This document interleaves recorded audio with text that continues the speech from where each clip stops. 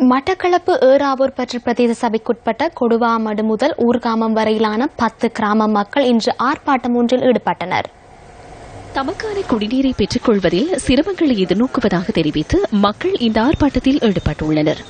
மட்டக்களப்பு காந்தி பூங்கா அருகில் பேரணி ஆரம்பமான வேளையில் பாராளுமன்ற உறுப்பினர் எஸ். வியாழேந்திரன் அங்கு வருகை தந்து ஆர்ப்பாட்டக்காரர்களின் பிரச்சினைகளை கேட்டறிந்து கொண்டார்.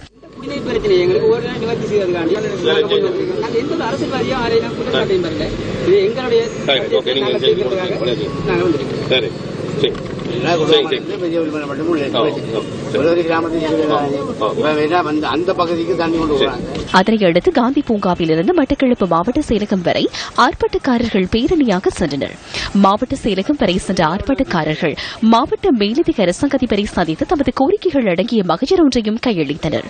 இவர்களின் கோரிக்கைக்கு விரைவில் தீர்வை பெற்றுத் தருவதாக மாவட்ட மேலதிக அரசாங்க அதிபர் வழங்கிய வாக்குறுதியை அடுத்து ஆர்ப்பாட்டக்காரர்கள் கலைந்து சென்றதாக நமது பிராந்திய செய்தியாளர் குறிப்பிட்டார். எங்களுக்கு தண்ணி தான் இல்ல, 4-5 கிலோமீட்டர் கங்கராம் போறாங்க. தண்ணி அல்ல, சிமெண்ட் எங்களால இயலாது.